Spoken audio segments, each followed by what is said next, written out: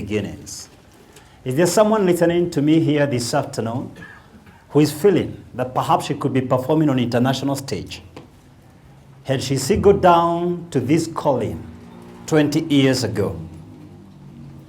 Is there someone sensing that perhaps he would be a transformative corporate trainer and conference speaker had he followed his heart's desire in his early 20s without wavering?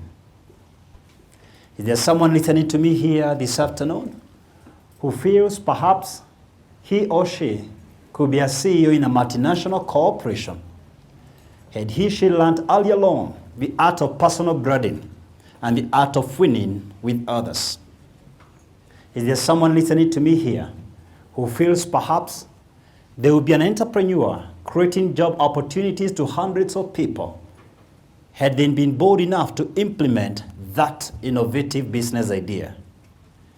Is there someone listening to me here today who is feeling perhaps they would still be married, they will not have divorced or separated their spouse had they learned early on emotional intelligence, personality dramas, and why men are linear and women are cyclic? Is there a lady listening to me here who is feeling perhaps I would even be married right now had I been taught early on that living together is more of flexibility than compatibility? Maybe she wouldn't have been as fastidiously choosy. I'd even take it further than that. Is there someone feeling perhaps if they learned what we teach here, they wouldn't have lost a loved one? Maybe they would have been more discerning, more sensitive, more emotionally conscious. While we cannot change our historical realities, it is never too late to be what you might have been. No path is definite, no journey is ideal. Self-discovery is a personal process and a private journey. We all come to self-realization at different phases in our lives. What is tragic, however, is to journey through life, to walk through life without ever reaching that moment of truth, that moment of reconnecting who you are, that moment of realizing what your purpose really is, the reason for your existence. Yes, Mark Twain was right when he said, there are two most important days in life are the day you are born and the day you find out why. Shepherd Arnstein found out when she was 56 years of age. She's in many ways like any other lady listening to me here tonight, except that she's 81 years old, and that she is the most recognized, oldest female bodybuilder in the world. Building a career to world recognition is no mean feat. Building a career to world recognition from the age of 56 stretches our imagination to a new level altogether. You too can do it. It's never too late to start. It's never too late to sow. There's a time to be broke, and a time to be tired with failure, and a time to say I will no longer live on skeleton means, a time to wage war against scarcity and lack, a time to usher in abundant season. There is a time to fight, to quarrel uncontrollably and fight aimlessly, and a time to mature up in your relationships and accommodate each other and celebrate each other's differences. There is a time to be cheated, conned, taken for granted, impregnated by a runaway, and a time to say enough is enough. I'll take charge of my life. I'll be responsible for what happens to me, to come to that realization that things don't happen to you, things happen because of you. There's a time to look for a job, even to look for greener pastures, and a time to settle down along corporate ranks, a time to build your brand to corporate recognition, a time to become that executive that inspires hope. There is a time to add around doing everything, all sorts of businesses, applying all sorts of jobs, and a time to connect to your purpose, a time to stop pursuing fame and fortune and riches and success, and begin pursuing meaning and significance and purpose. And by default, success begins to pursue you. There is a time to be supported, to be driven around, to be fed, to be housed, for your school fees to be paid. And a time for you to be depended upon. A time for you to start on your feet and support others. A time for you to drive others around and to host them and to accommodate them. You can't forever remain on the receiving end. There's a time to raise children, to mentor them, and a time to release them to the vast unknown for them to chart their own course. A time to release that which you carefully tethered and dearly fostered. I don't know what season of life you're in this afternoon. Maybe 2018 is your year of graduation. Maybe 2018 is your year to own a home. Maybe 2018 is the year you're going to get married. Maybe 2018 is the year you're going to start putting up apartments. Maybe 2018 is the time you're going to cement your relationships. Maybe 2018 is your year of abundance. If I were you, I would change every maybe and speak authoritatively. 2018 is my year of breakthrough. 2018 is my year of promotion. 2018 is my year of graduation. 2018 is the year I look forward to get married if that's my dream. And if I'm already married, to flourish in our relationships. Because confessions breed possessions. Ladies and gentlemen, today I want to take you through very important lessons, 5 of them. Lesson number 1, face your facts. Face your facts. Lesson number 2, expect to win. Expect to win. Lesson number 3, win every day. Win every day. Lesson number 4, change your habitual patterns. Change your habitual patterns.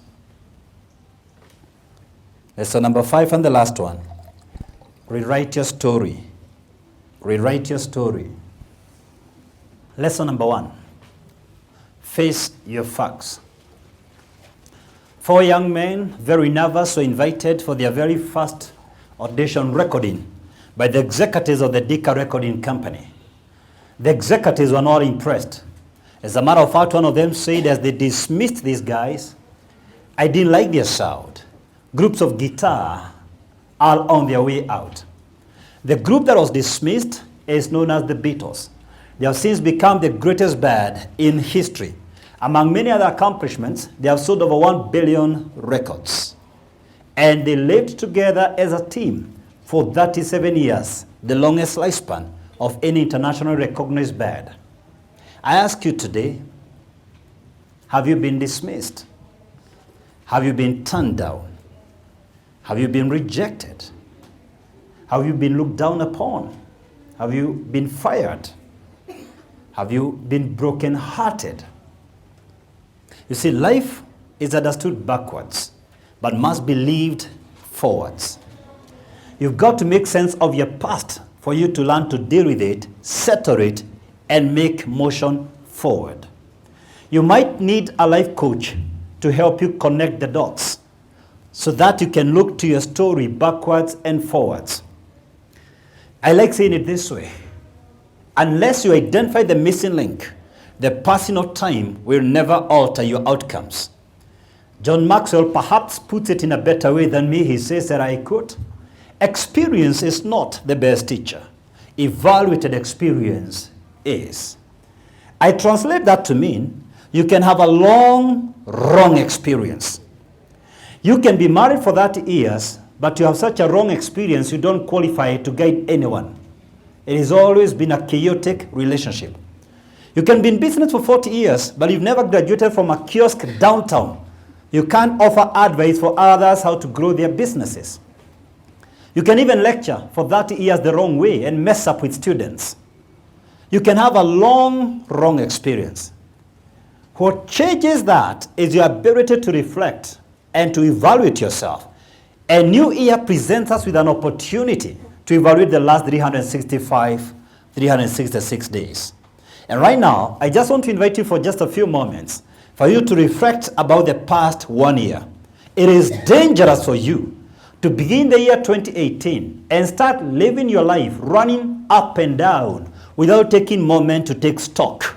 Where am I? Where am I heading? You can't just start running up and about. You need to take stock every new season. And I want to ask you in these 5 areas, what did you achieve in 2017 in these 5 areas? The first area, and the most important, in your mental goals. You see, a lot of us, when we skip just one meal, we curse about. We like everyone knowing how we did not take lunch today. Everybody in the estate knows, today I didn't have lunch. But we are never troubled by skipping our mental meals a whole year in a row. We rush to hospital at the slightest toothache, but we hardly go for checkups for our mental well-being. Yet our mind is the CPU that gives our lives command. Actually, if you go through my teachings, you learn I keep saying you don't have a mind, you are your mind. How often do you take time to feed yourself, the real you? Kenyanjui is not the fellow walking around here. I can lose my arms and legs and eyes, and I'm still Kenyanjui. And what makes me Kenyanjui is my mind. What did you do for your personal growth and development? What did you deliberately do 2017? Secondly, in your relational goals, are you just whining how relationships are not working for you? How many outings did you go together as a couple? How many times did you exchange gifts?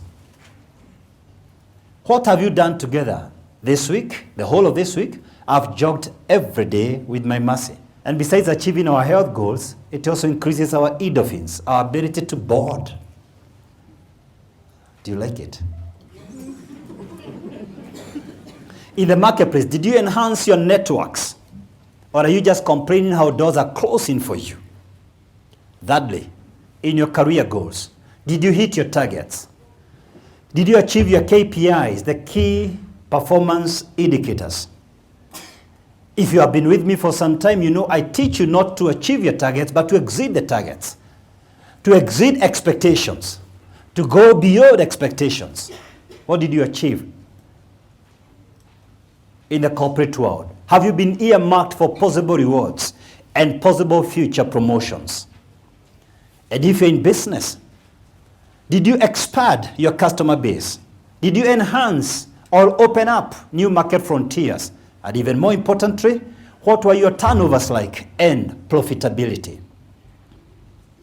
Number 4, what did you achieve in your financial goals? To start with, did you have a financial goal? If you are single and you're listening to me, you live alone, then you need to be setting your own personal goals. Did you have a clear, specific goal for you? How strange it is. The overwhelming majority of the people listening to me here this afternoon, you have financial goals for the corporations you work for, and your boss puts pressure for you to achieve the financial goal. Yet you cannot put pressure on yourself to achieve your financial goals. You don't even have one in the first place. And if you came here in this meeting as a married couple, what are your goals for 2018? Does your spouse know what you need to make this year? Or are you intending to grow money in the trees? Do you have a financial plan? How will you get that money? And number 5, what did you achieve in your health goals? Did you have health targets to start with? There are only 2 things under the sun that you personally can do about your health: diet and exercise. Everything else you leave it to God. There are only 2 things you can control: what you eat and your exercises. Did you follow that plan if you had one? And if so, what benefits are you experiencing? If you didn't follow the plan, what do you intend to do differently in the year 2018? Now, I'm asking you to take stock of your 2017 along those 5 areas. I'm not asking you to check what others achieved unless you're their life coach, mentor, or accountability partner. And even then, first take stock of yourself. You can't take others where you've never been. You can only effectively teach what you consistently model. Busybodies and losers are busy analyzing what everyone else achieved, but they never check themselves. They are flat dead about their own consciousness. And I urge you to rise above such petty folks and take stock of your 2017. Taking stocks means making an assessment of the overall situation as a prelude to making informed decisions going forward. I want to give you some very simple steps to help you face your facts. To face your facts, number one, locate where you are. Locate where you are. The first step towards going somewhere is first deciding you don't want to stay where you are. Locate where you are in your personal and professional life. Stop fooling yourself around. Locate where you are in these 5 areas. In your attitudes, in your relationships, in your career, in your finances, and finally in your physical fitness. Be sure this is where I am. Step number 2. Draw the red lines, decision points, turning point, a place beyond which you'll never slide again. Drawing the red line means I'll never be broke again.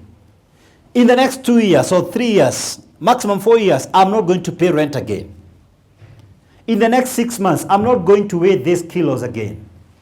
I'm not going to break our relationships again. Draw the red lines that the enemy cannot cross. Who is the enemy? Scarcity. That thing that you don't want. Draw clear lines that cannot be closed. And thirdly, focus on what you can change, not on what you can't change. Focus on what you can change, not on what you cannot change. You see, there are a lot of folks who keep on whining about how someone messed them up. Oh, you have no idea how he left me 4 children and no rent. Now I don't know what to do. I didn't even have a job. Look at me. Who cares? This is the harsh reality. You have 2 categories of people. One who will have a story to tell others, and the forecast will avoid one bother to avoid.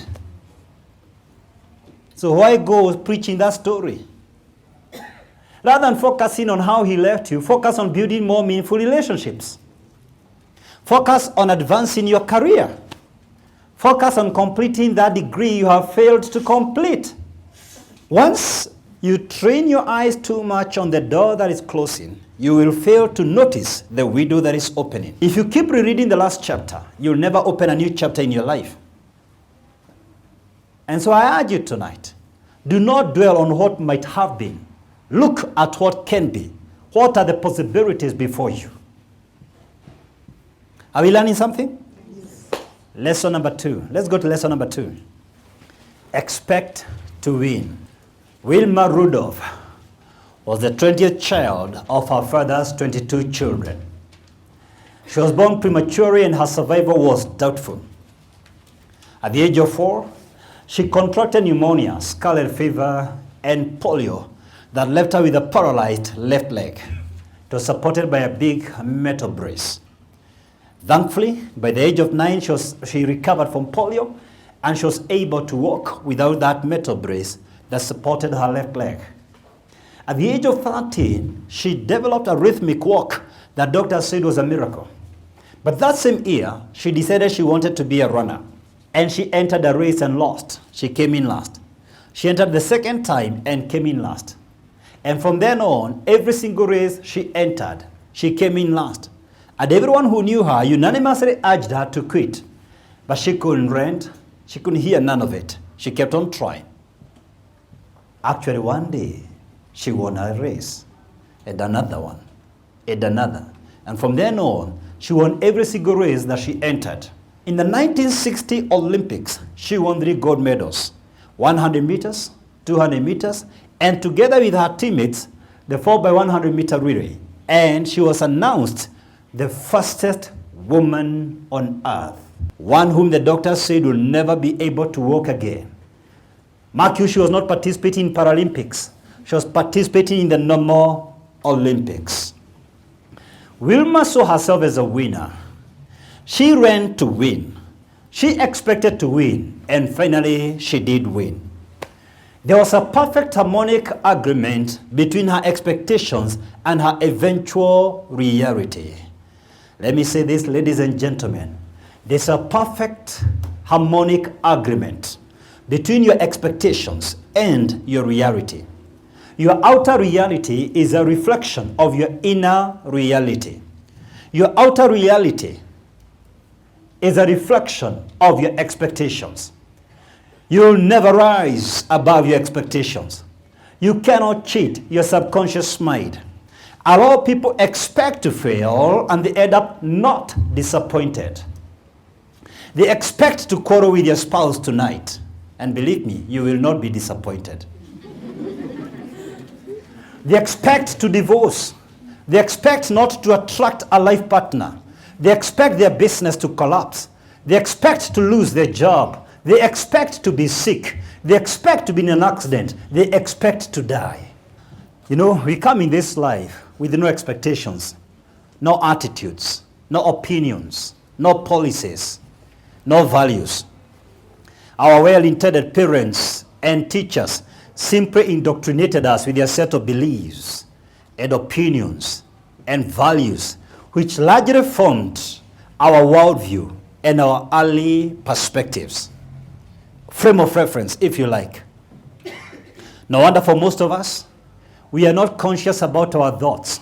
We are ignorant of the vitality of this precious faculty. But now we need to come to this realization that life does not give us what we want, life gives us what we expect. Unless what we want and what we expect are incongruent. We have conditioned our minds to expect negative things to happen to us. We have conditioned our minds for negative expectations. We respond faster to negative expectations.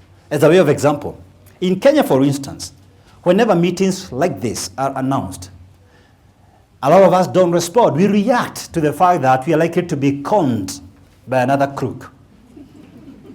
Past reference of conmanship and blackmail and counterfeits has blinded many of us from taking notice of the true and the genuine, because we respond faster to negative expectations. We are trying to protect ourselves from crooks, not to be conned one more time.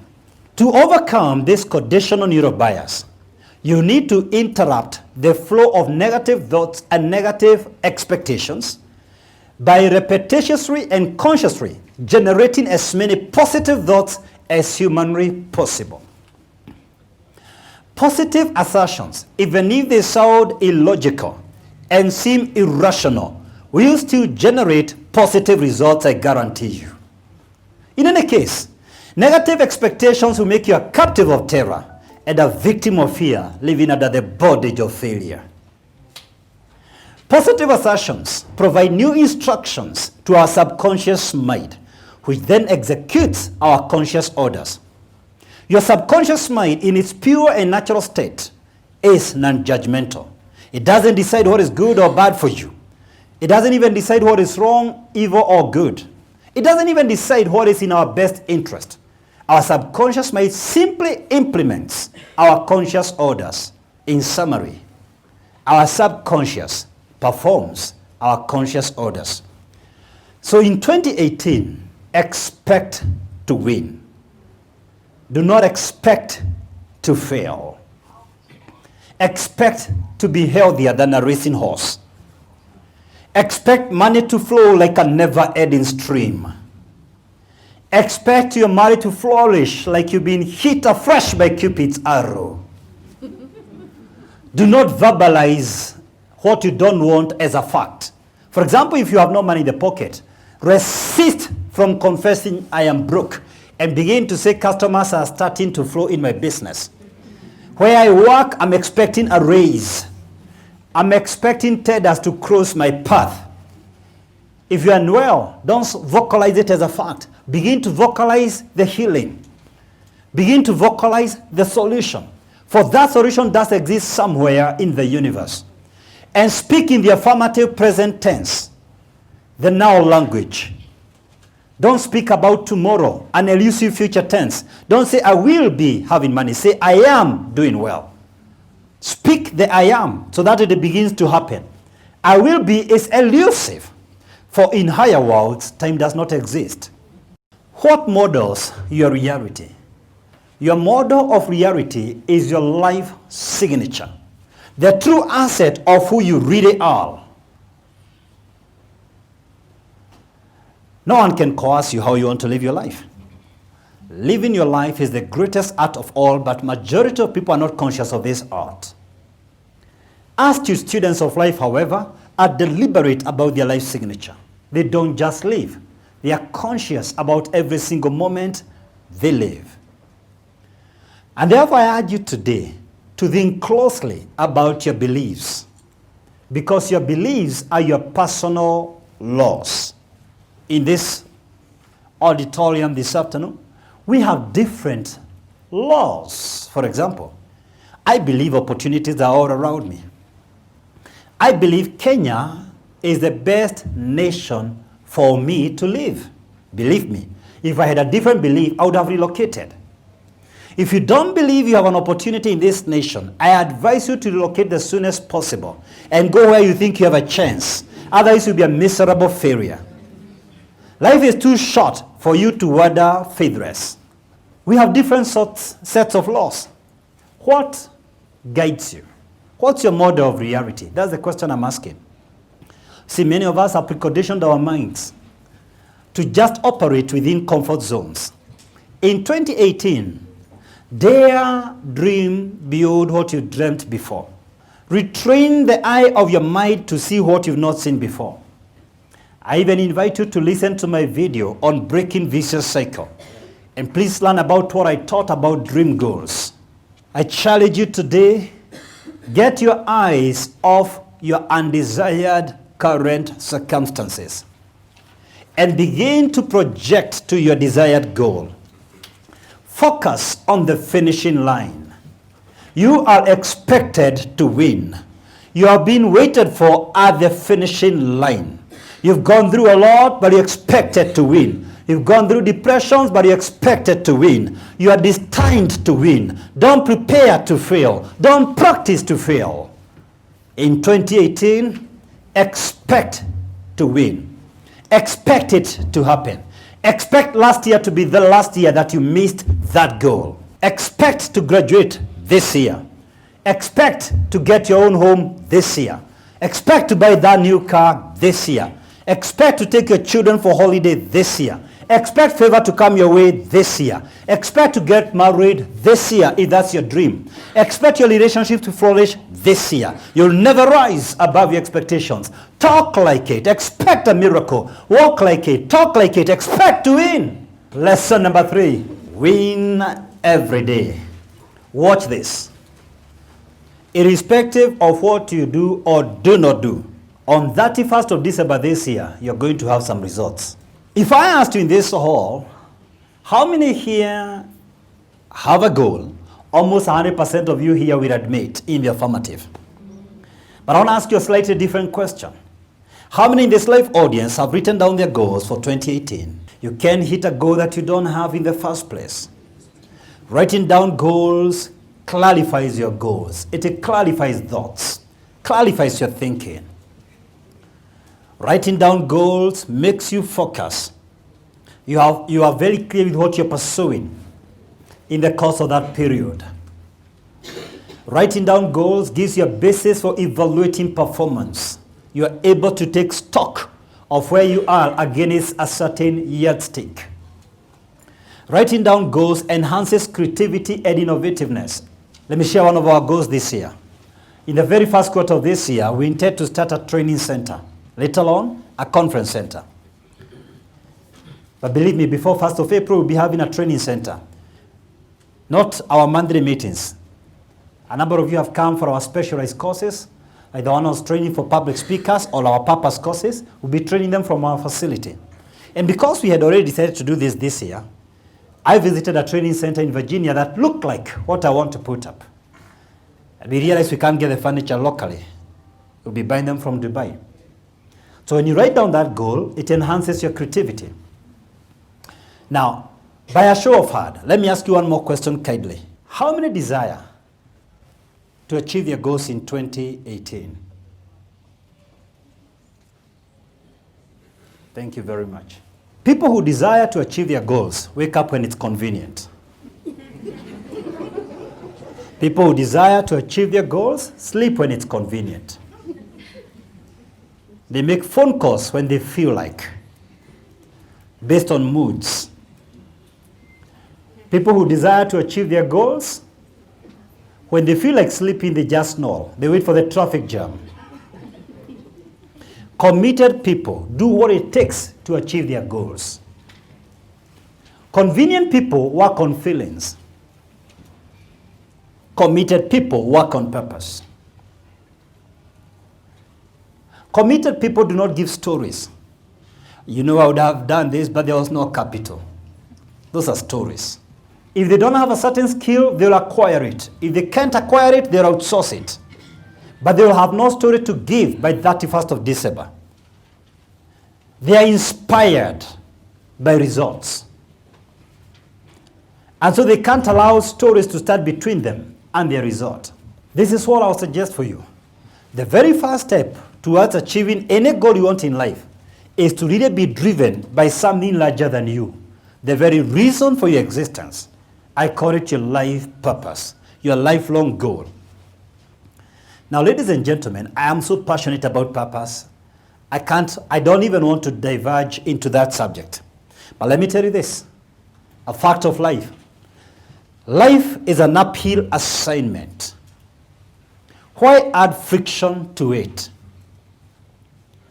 I'm already flowing within my purpose, and I meet a lot of challenges and barriers and giants to conquer.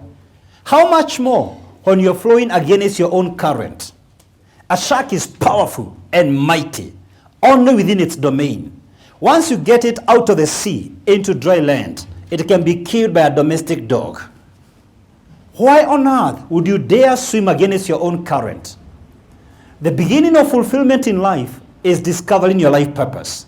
When you're 100% sure what you do is what you love, and what you love is what you do, you don't do things based on an academic qualification. You don't do things based on an opportunity that was available down street. You do it because it's within you, it's your material form. You have found your place, you're at peace with it. Only then can you handle any challenge, any storm that comes your way.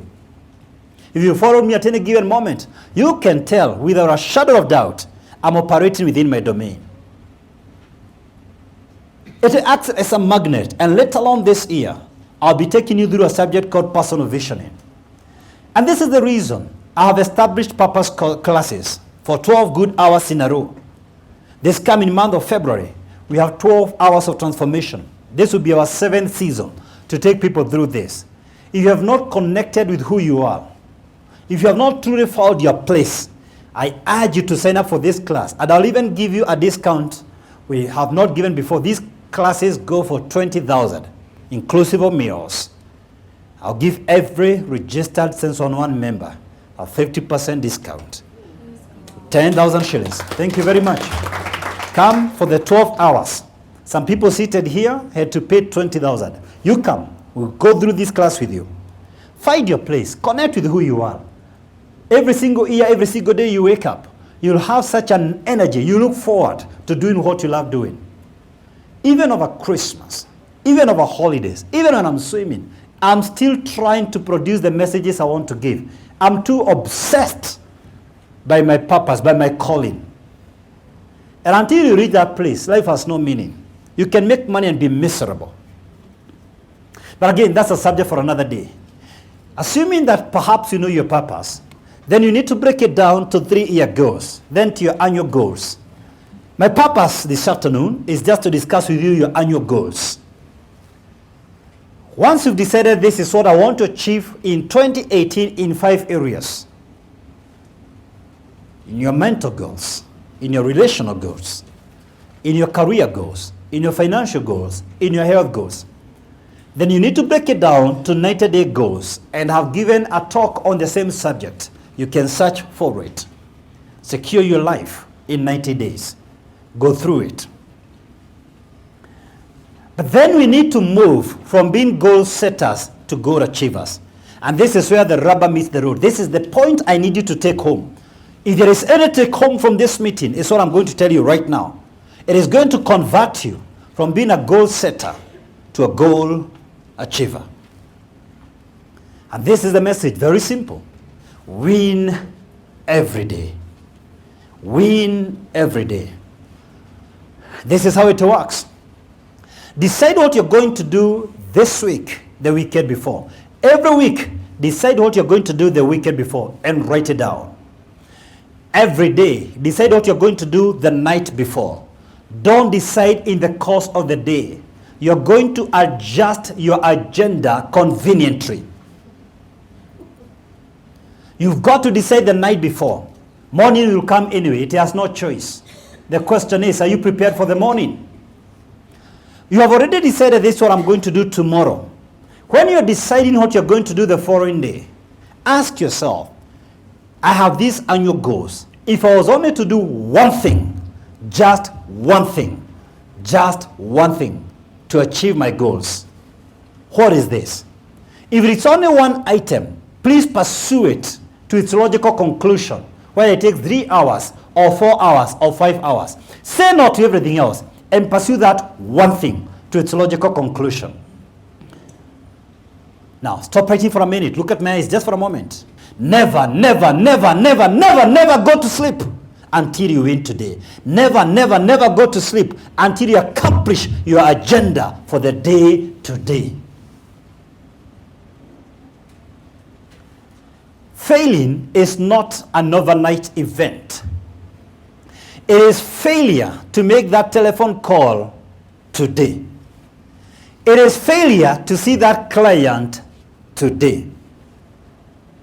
It is failure to submit that tender today. It is failure to write that proposal today. It is failure to tell a loved one, I love you today, and one day becomes weeks, months, and then you no longer feel your love for each other.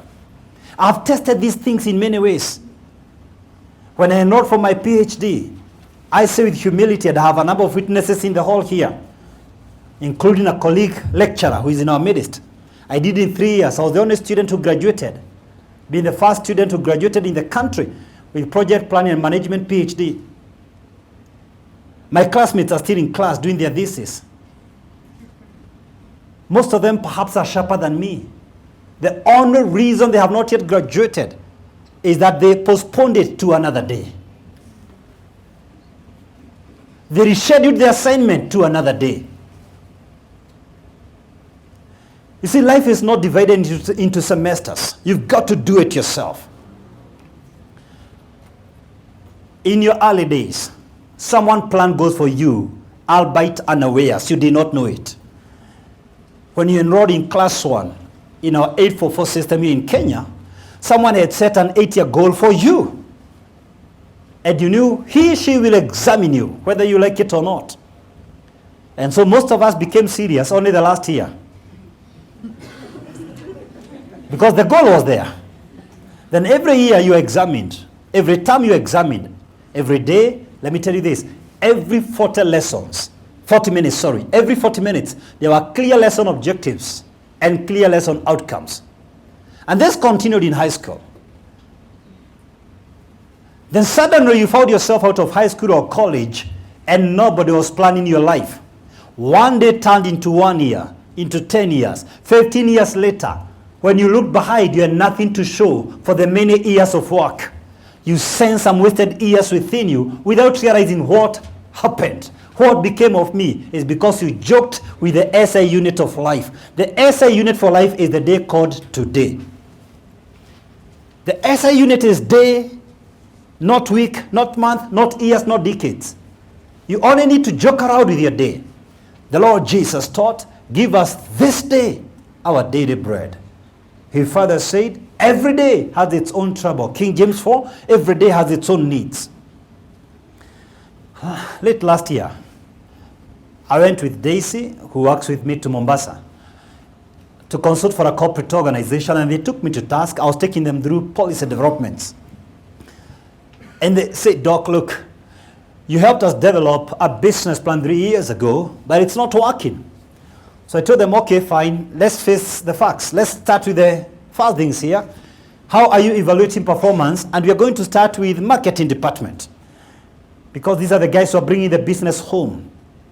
They told me, I asked them, how do you evaluate them? How often? What is the frequency? They said, we do it every month. All right. So every month, you receive a report from these people. Yes. Then I understand the missing link. It's very clear to me.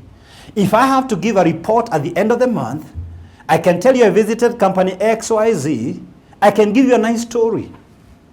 But if I know I will meet my supervisor 8:30 in the morning, and I explain what I'm going to do the day to day on an hourly basis.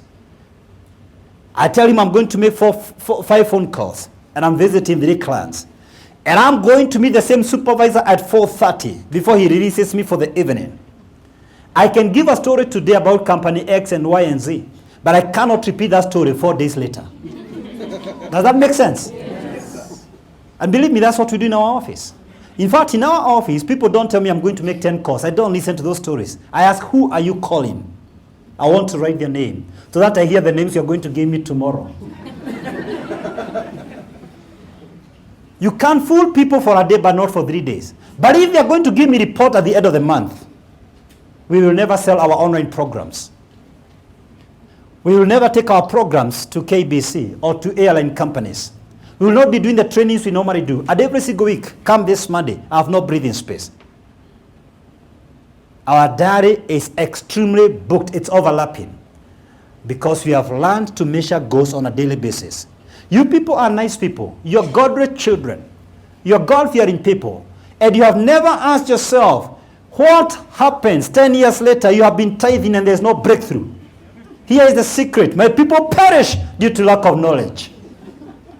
You'll go to church and they'll tell you about God's responsibility, but very few of them will tell you about your human responsibility. And that's the missing link.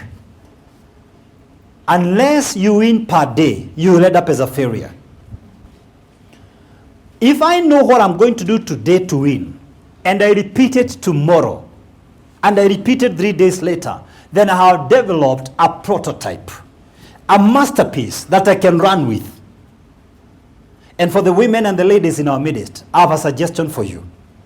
It is not easy for ladies and girls to keep up with goals unless I give them this secret. Come up with some triggers to trick yourself to succeed. What do you mean, Doc?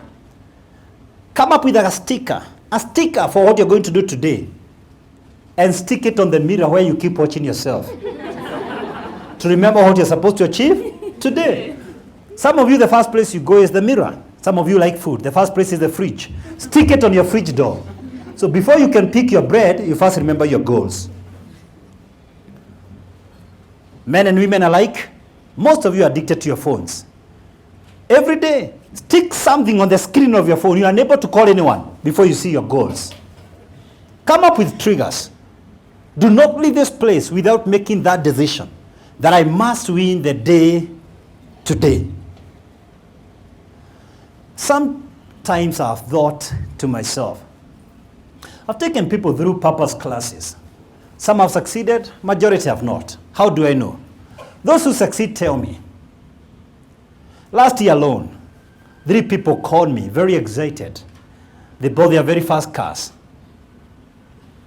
They couldn't let me go. Please, Doc. In fact, I remember one of them. I was leaving our cruise, the meetings we conducted at St. Andrews.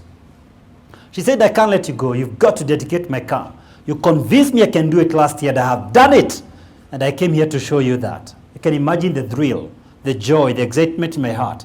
Because the success of a mentor is the success of his proteges. That's his desire. That is his fulfillment. It gives me a lot of pain when people come through purpose courses. Some of them, I've taken them through very rigorous programs. Last year, I took a group to the Great River Nile. And I took them through intense self-discovery. 3 days, 3 nights along the Nile. This year, April, we are taking another group to Singapore. We are cruising from Singapore to Kuala Lumpur. 5 days, 5 nights, connecting with purpose.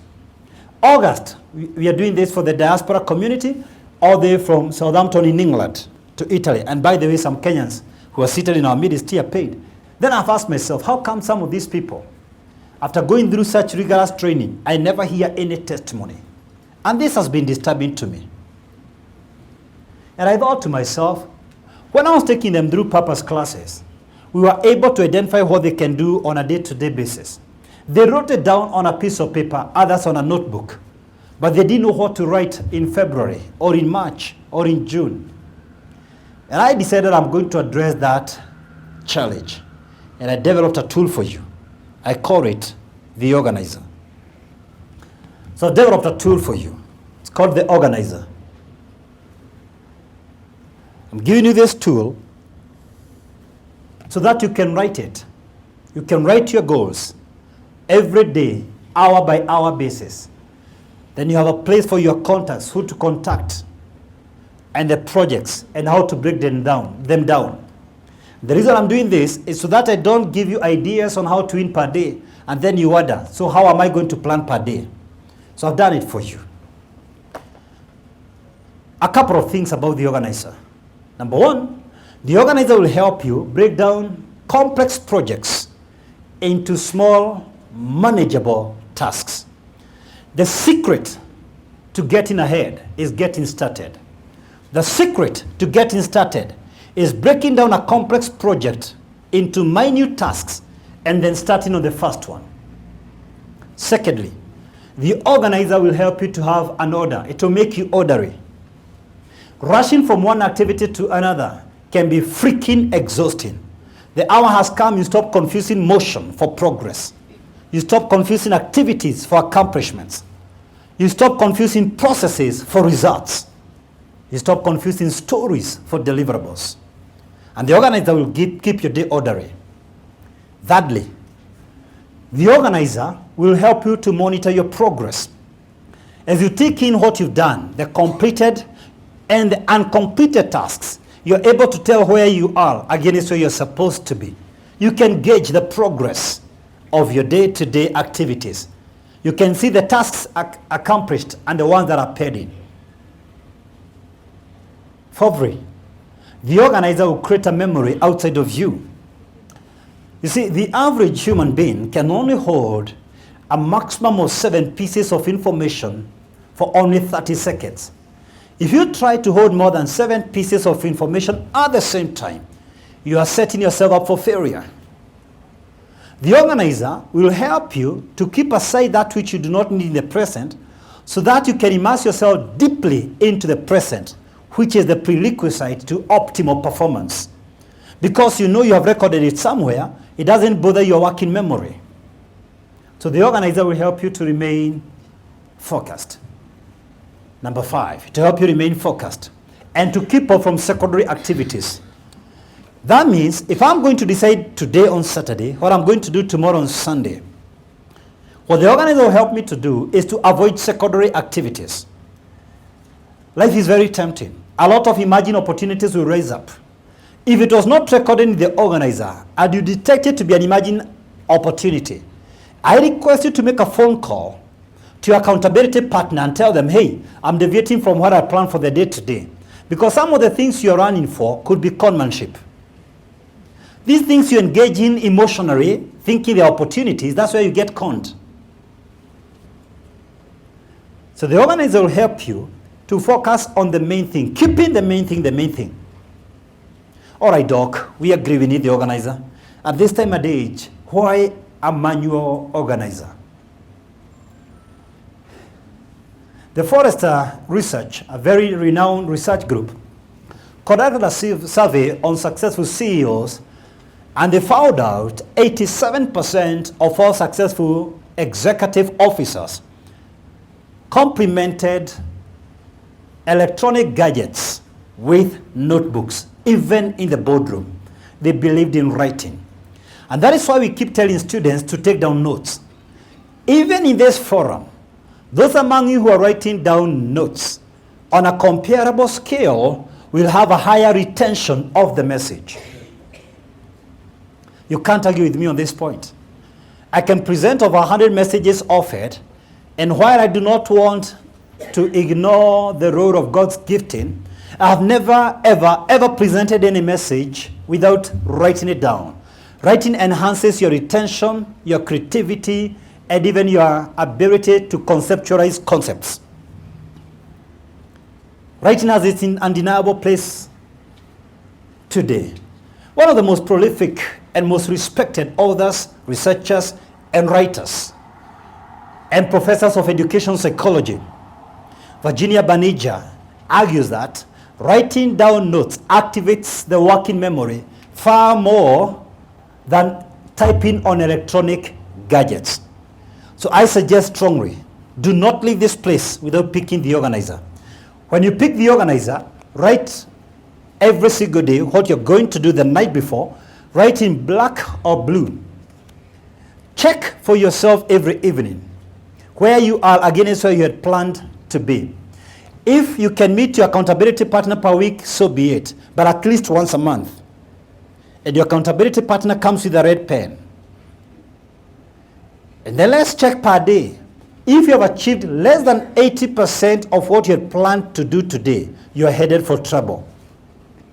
If you always retain over 90% of your day's task, I guarantee you 100% you're going to win your goals for the year 2018. Yesterday, Pastor Murithi Wajau, the senior pastor and founder of Mavuno Church, came to our meeting. He was with us here. And he's going to be speaking in our February meeting on couples and money. And when I finished speaking, I asked him to pray for the audience, and he said the clothes he was wearing in January, he cannot wear them right now. He's now wearing the same clothes he used to wear when he was in college over 30 years ago. And the secret he learned last year is the issue of dealing with every single day. And he was able to overcome a certain weight he didn't want to his desired weight. And I know a number of people who've gone through my lessons who can attest that winning takes place on a daily agenda. The 500 shillings you're going to spend on the organizer, $5 is not worth your annual goals. In fact, I'm contemplating calling some meetings here. Perhaps in the course of the year. I don't think I want to wait until December. Just want to call you back, every one of you who attended our January forums, and ask you to meet me on a desk like this, and maybe other council members are going to help me so that I don't get overwhelmed by the work. And you come with a book and we start checking. Which day did you go wrong? And because Kenyans like more Kenya, do not start adding stuff to what you didn't do. Just be true to yourself. Let's check. What is it that you're able to do? And then you can tell us, is it that you are not realistic while setting out your goals? The secret to winning, win every day. Look at your neighbor and tell him or her, win every day. Win every day. Are we learning something? Yes. Please find out for me, what do they expect to win this year? What do they expect? Do they know? Have they defined success? Do they know what success looks like for this year? Just find out. What are they expecting? Do you think they know what they're doing? Lesson number 4. Change your habitual patterns. Change your habitual patterns.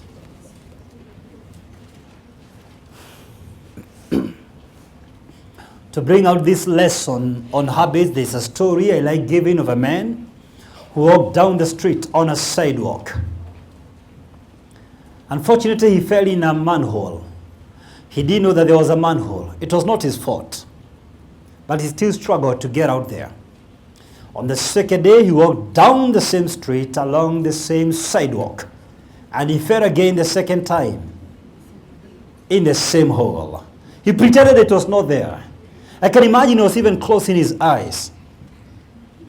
You know, when you pretend there's no HIV, HIV doesn't care. You can close your eyes, but it's still there. If you pretend issues and try to bury your head beneath the sand, your issues don't leave you. They don't leave you. You know, there are people who go drinking to pretend that the problems are not there. You'll only pretend for 2 hours. Then you wake up and meet them right there. Day number 3, same street, same sidewalk. This time round, he fell again. His eyes were opened. He realized it has become a habit. Day number 4, same street, same sidewalk. This time round, he walked around the manhole. His eyes had opened. He was not a victim. Day number 5, he took a different street altogether. Some people take the same street for a lifetime. and they wonder why things are not changing. Explain to me, how do you accidentally get pregnant the 6th time? Oh, I didn't say that, did I? Sorry.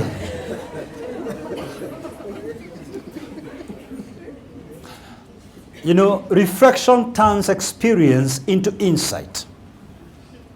What are habits? Those unthinking, automatic choices that we make each day. All habits, no matter how complex they are, all habits are malleable. The most addicted alcoholic can become sober. The most gluttonous person who wrestles in a single sitting 2 chicken can become moderate. The cursing tongue can be the blessing tongue. The loose tongue can be tamed. The hot-tempered can be controlled. The promiscuous can be chaste and morally upright. The most dysfunctional families that fight every now and then can transform themselves. All of us have had some habits we try to drop at our neighbor, and some habits we try to acquire and we drop them along the way. And the primary reason why we are unable to deal with our habits is not lack of determination. It's not even lack of willpower. For most of us, there's a strong desire within us to overcome alcoholism, to overcome sexual promiscuity, to overcome overweight, to overcome fighting as a marriage. No one wants to live in a hostile marriage. There's a desire within most of us. Even those who have short tempers, if you talk to them, deep down their heart, they don't like it. There's a strong desire to overcome it. So where do we drop the ball? The challenge is because most of us do not really understand how habits work. All habits are cyclic. It's a habitual loop. A trigger, a routine, a reward. A trigger, a routine, a reward. Something triggers you into the habit. You repeat it again, it becomes a routine. You get a certain satisfaction, a certain pleasure that is deceptive and misleading. It's a reward. And it makes you to repeat the habit again. And we need to interrupt this habitual loop. So let me suggest some 3 simple steps, practical steps, to break undesired habitual patterns for us to have a fresh beginning in 2018. Step number 1, identify your trigger. What fits into your habit? There could be many triggers, but the overwhelming majority of people, the primary trigger to any undesired habit are the people around us. Scripture teaches, do not be deceived, bad company corrupts good morals. 1 Corinthians 15:32. The primary trigger to all bad habits, whether it's eating junk, whether it's having a side plan outside your marriage, whether it's drug and substance abuse or alcoholism, the primary trigger is the company you keep. I want to suggest this. Usher a new season in 2018. You will never perform in a manner that is inconsistent with your level of association. Your friends form you and you form your friends. There are some friends God has brought your life for a season, and the season could be over. You are either growing together or dying together. You are either floating together or sinking together. Even your current income is an average of your 3 best friends. That's why you know the restaurants to avoid. Because you are the same level. You need to interrupt this kind of a comfort. Learn when somebody's role in your life is over and let it go. Do not over-insist. Their role is over, period. That doesn't mean they are bad people. They are precious people in the sight of God. They are valuable people to their families. They may no longer be adding value to you. If you are not adding value to one another, please let it go. But there could be another trigger to promiscuity. If you're exposing yourself to explicit materials, magazines, videos. Another trigger to eating unhealthy, besides the people you hook up with. Is it the place you pass by? And these days we have KFC driveway, which has not made things any better for you.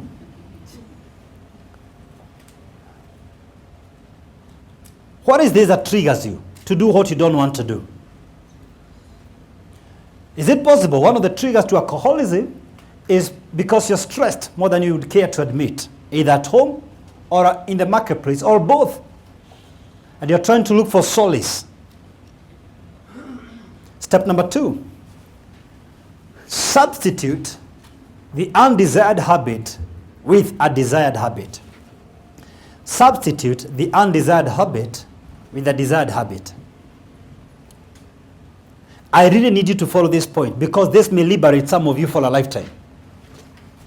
You see, in your high school algebra, you are taught substitution and elimination methods. Elimination methods exist only in pure mathematics. And my first training is in mathematics. In real life, we eliminate through substitution. What that means is this: if you try to avoid or to resist a certain habit, it persists.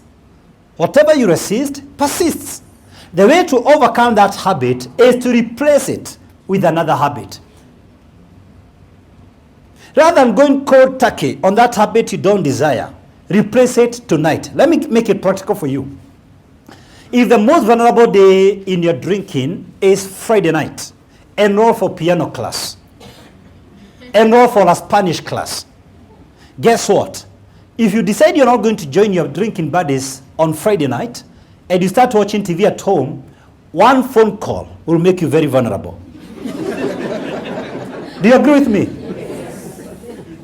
But if you told them, I'm doing a certain class, I'm doing some accounts, they are likely to respect that. But they don't respect idleness. Correct? They're likely to, oh, this guy is doing some class. They're likely to respect that. Then, after your piano class, 9 o'clock, you're likely to join them for late night drink. So how do you avoid that? Join the guys who go for Kalura walk Saturday morning at 5. They walk for 10 kilometers or 15 kilometers. Now, since you know you have to wake up by 5 in the morning on Saturday, you're not going to join those guys after the class. So unless you plan what is going to happen Saturday morning, you're likely to leave the class and join them, which will be worse off. On Sunday morning, make sure you attend the first morning service. The third service is for drunks. Sorry, that's a joke. Forgive me. I was just checking whether you're alert. But on a serious note, enroll for the morning service. It will force you to be cautious about your Saturday evening. What am I saying? If you focus on your drunkenness, you'll never overcome it. Substitute with a desired behavior. Let's come to extramarital affairs. I'll give you a formula that will deliver 100% result. I have no guess. This one works 100% of the time. The very, very simple step, number 1, and this works all the time. This is for men only. Girls, don't listen to this. This is for men only. The next time a girl asks you for your phone number, give her your wife's phone number. Now, let me tell you something. The first call will be the last call. It works. You know, it sounds like a joke, but that's what exactly I do. And those who are close to me know that. Even since one members who are here, among the ladies who are here, they know if I've ever given anyone an appointment, they either called my PA or they called my mercy. That's just a fact. And if there is anyone who can prove me otherwise, I'll say the same way Jesus said in public, stand up and embarrass me now. You just purpose to do it that way. The second thing you do to deal with the affairs, make sure you go for outing with your wife. This may be hard if you have not done it for long. So let me make it practical for you. Look for 2 or 3 couples that you can hang out with. Because your desire was to talk to another woman, talk to your friend's wife. Look. Look here. You can't convince me. You have gone out as 4 couples, and you have 4 women, and you can't see what you're looking for in life. You can't convince me. You must be very sick. So if you can trick yourself by joining up as family friends and be going out together and deliberately for the first few weeks talk with the other person. Eventually, you'll be able to talk to yours. You must come up with a way to stop a habit by replacing it. I'm 2 months shy, 15 years of marriage. And I can tell you without blinking an eye, my outings have been with my Mercy, who is together with me. And this is the reason she resigned from being the corporate trainer in Safaricom to join me when we started doing a lot of international missions. We go everywhere together. And the last time I checked any woman on this planet, I realized she has whatever you have. Can we be honest? Yes. Come to the issue of eating. The biggest challenge with overweight is because you live with people who convince you you have no problem, it's a gene you inherited from your grandfather. Let me just tell you the truth, because they won't tell you. The problem is not your grandfather's gene. The problem is your eating habits and lack of exercise. Period. I want you to walk to Kibera or Madare Valley and show me one person who is overweight. Show me one. And the primary reason is some of them don't take lunch, most of them don't take lunch, and they walk for a long distance to work in industrial area. Why are these genes only found in Kileleshwa and Lavington? Why? Think about it. It has to do with diet and exercise. Period.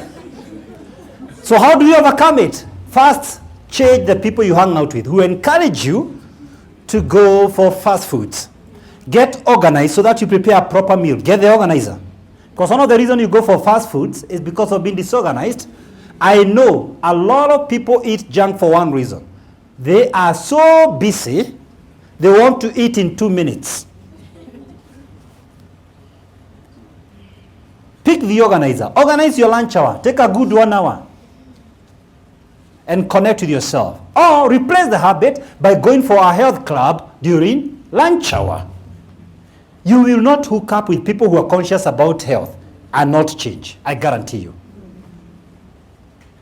I'm conscious about it. As I told you, today alone, I was able, though I was so tired, I was here speaking last night, but I was still able to do my 30 minutes today here in this health club right here. And for 2 weeks, this week and next week, I'm on a no-wheat diet. I would assume after that. And every so often, I have to come up with a way to ensure I do not add cholesterol and affect my breathing capacity, which is so essential for my career. You've got to purpose. Don't think you're the only one with nice birds for tasting junk. We all can. We choose not to. I know after this, they will go to encourage you again, so it's good you've heard the truth, and this truth will set you free. Step number 3. Repeat desired patterns. Repeat desired patterns. Repetition is the mother of all learning. We are creatures of habit and creators of habits. So I challenge you. Examine the habit that you don't like. Check the payoffs and replace the payoffs with higher, better dividends. For instance, if I have been having extramarital affairs and I know nobody tells you these things elsewhere,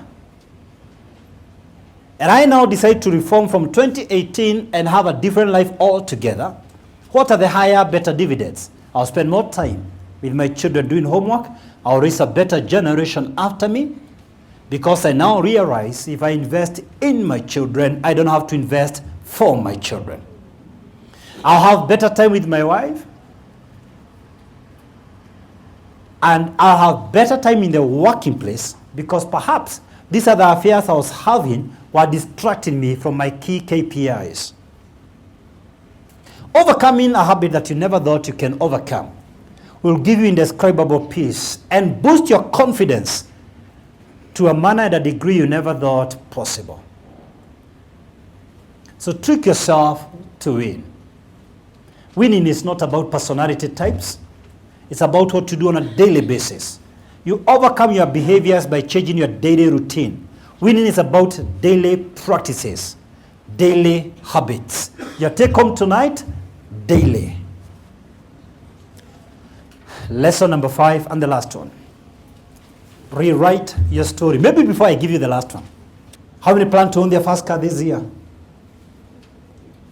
The Lord answer those prayers. Amen. It will happen. Expect it to happen. Number 5. Are you there? Rewrite your story. Rewrite your story.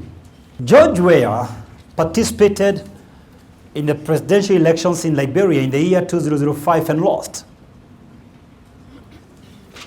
In the presidential campaigns, his competitors exploited the fact that he was uneducated. The fact is, he didn't even have a high school certificate, although he could speak English, French, and Italian. George decided to go back to school, and in the year 2006, at the age of 40, he got his high school diploma. He proceeded to Denver University in Miami, Florida, where he got his bachelor's degree in business management. And now he has a master's degree in public administration. On 22nd of January this month, just a few days to come, George Weah will be inaugurated as the president of that country that was founded by freed slaves from the United States. The 1995 World Footballer of the Year and the only African player up to now to have been awarded that prestigious award refused to be defined as an academic failure and a political loser. The Liberian president-elect decided to change his narrative. He has now rewritten his story, and as long as the earth endures, his inspiring story will be passed on from generation to generation in the pages of human history. If an unlearned footballer could dream of becoming a president, why not you? There are no unreasonable goals, just unreasonable deadlines. I want to suggest this afternoon, use the lens of destiny and visualize your future self. See the person you'll end up being. For some of us, it's in 20 years to come. For some of us, it's in 30 years. For some of us, it's in 40 years. But there's a secret person you want to become, and you don't want to share with anyone, lest they mock you, lest they ridicule you. Maybe there's a secret within you to be the industrialist in Africa. Maybe there's a secret within you to be the next governor of Nairobi. Maybe there's a secret within you to be the president of Kenya. Maybe there is a secret within you to be the UN Secretary General. Maybe there is a secret within you that you don't want to share with anyone else. That is your future self. Now, I would like you to hold a conversation with your future self. If this person were to talk to you today, what would he tell you? What choices did they make between where you are and where they are? How did he handle obstacles and barriers and challenges and embarrassing situations and defeats? If this person were to look at you, if your future self was to stare down the life you are living today, what would they tell you? What corrections would they make? What suggestions for the overhaul of your life for you to move from where you are to that person you secretly see? What advice would they give you? Please allow your future self to respond to your present self and write down the responses as you hear them.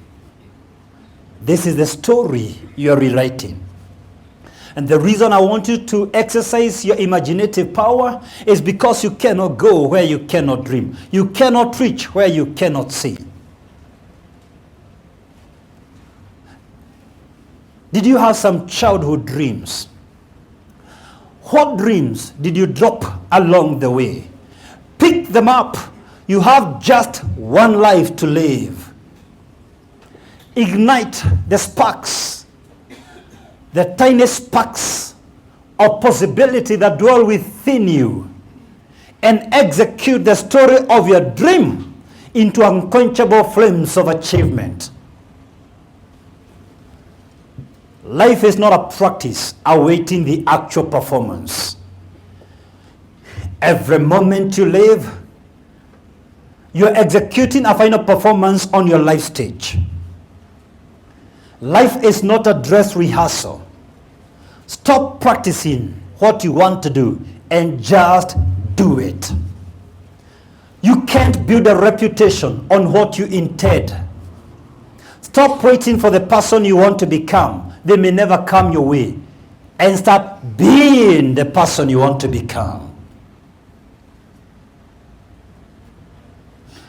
In your life, you will never be invited for auditions. You're both the director of the show and the producer. You're both the scriptwriter and the actor. You're both the judge and the artist in the performance. You're both the learner and the master. You're both the goal setter and the goal executor. No one will come to appraise you. You've got to do it yourself. As a judge to your life story, are you fair with your life story? Everything that has a beginning has an end. Your life on earth had a definite beginning, it has a definite end. In between is your life story, your life journey. How is your life story unfolding? Life has no rehearsals. If you repeated a class, you didn't repeat life. That is part of your story. If a business closed down, that does not mean you have repeated a business. No, it is still part of your story. If you separated with a spouse, that is a story you cannot erase. Today, I've given you a 365 page book to write your story. Nothing has ever appeared in your book before. It's a blank screen. You're on a fresh page today. In the next 360 days, what are you going to write on your life story? Will it inspire anyone like George Weyers?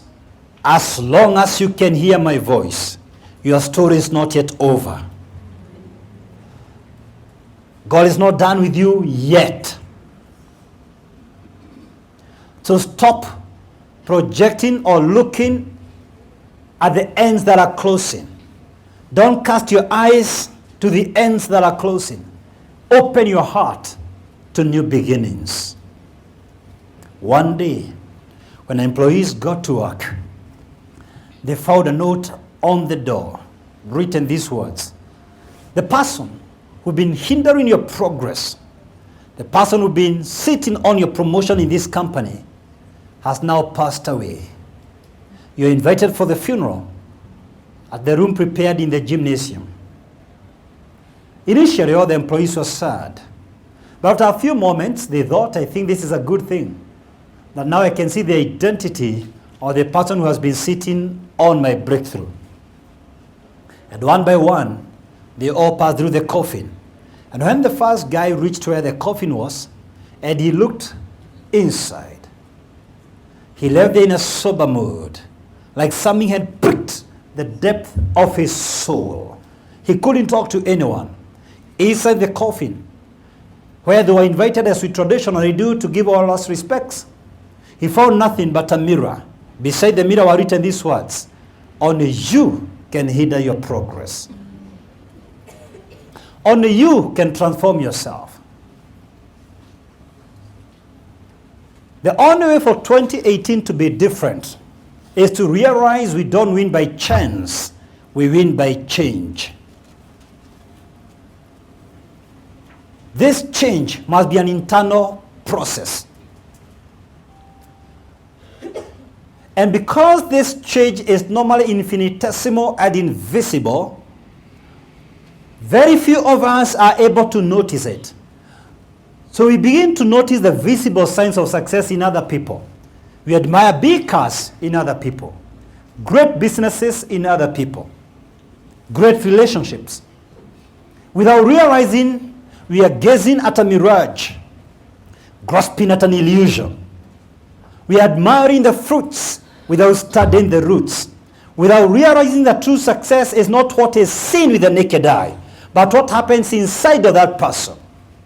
When we fail to recognize this fundamental truth, we begin changing external circumstances.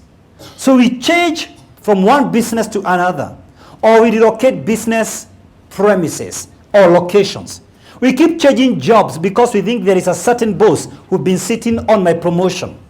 We even relocate countries of residence because we think other countries are better than ours. Some people even change their business partners or even life partners because you're projecting issues to others rather than yourself.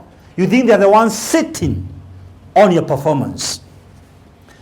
Thereby you become a prisoner of yourself, repeating the same vicious cycles, recurring patterns. You're in a loop. The only way to get permanent, irreversible changes is an inner work. When you fail to realize that, you think your business will automatically get better. Your marriage will automatically get better. If you're single, I'll automatically begin to attract people. Without realizing your own self-rejection turns people away. 2018 will automatically get better. I'll automatically lose weight. Who told you? My children will automatically be disciplined. Hear me, Kenya. You've got to be intentional. You've got to be automatic. Or you've got to be, deliberate. You've got to be intentional and deliberate. You will not automatically get better. You've got to be deliberate. There has to be a growth plan. You've got to purpose to win. You're not going to win accidentally in any area of your life. I honestly believe if you follow my growth plan, your life will never be the same again. If you plan, and I can see some people here who have made that decision, to come here either the first Friday of every month 6 to 8 o'clock, or the first Saturday of every month 3 to 5 o'clock. If you purpose to come, if you commit to come, don't come emotionally. Don't come erratically, sporadically, by feelings. You commit to come. Don't give stories of traffic jams and rains. When you've had the hardest downpours and traffic, we've still had audience here. When convenient people are sleeping, the committed people are still here. Can you imagine the lessons you missed last year? I was teaching on strategic thinking. I was teaching on the power of an idea. And while I encourage you to watch YouTubes, they cannot replace a live meeting. Do you agree with me? Yes. Would you replace your Sunday services and start watching preachers in your house? Is it the same? There is something called the spirit of the moment. The emotion, that hour where your spirit connects with my spirit. The rest is listening to inspirational talks. But right now, I guarantee you, something is happening on your inside. I guarantee you. I can sense it. I can feel it. I can feel a transfer of my spirit to you people. And that's the difference. Commit yourself. Then purpose, if you have not done the 12-month program, My Life Journey, where we teach in details, in intense, in small groups of 7 to 10 people, purpose to be there. Let me read you one testimony. I receive so many testimonies, almost on a day-to-day basis. Someone said me this. I don't know her. I've never met her.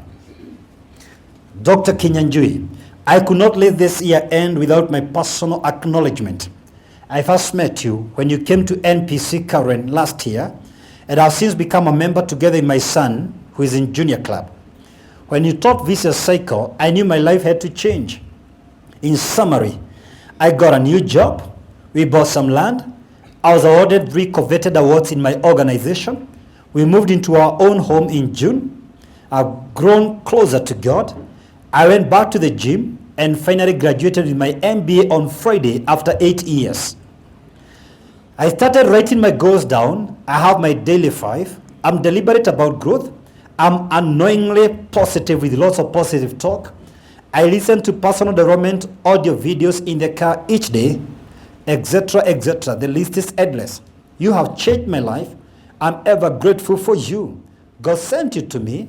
I thank you sincerely from the bottom of my heart. May God continue to give you wisdom to transform generations. Happy New Year. Thank you. Thank you so much. You are the next testimony. Every year holds a new promise. Every day presents a new beginning. I now commend you to the Lord God of new beginnings. The Lord bless you and keep you. The Lord bless you and be gracious to you. The Lord bless you and turn his face toward you. In Jesus' name. Amen. Thank you. Have you been blessed by this video? Please like and share with family, friends, and colleagues. Great people are either sources of light or they are mirrors that reflect the light. Be a channel of blessings to others. And hit the subscribe button to enjoy thousands of my videos free of charge.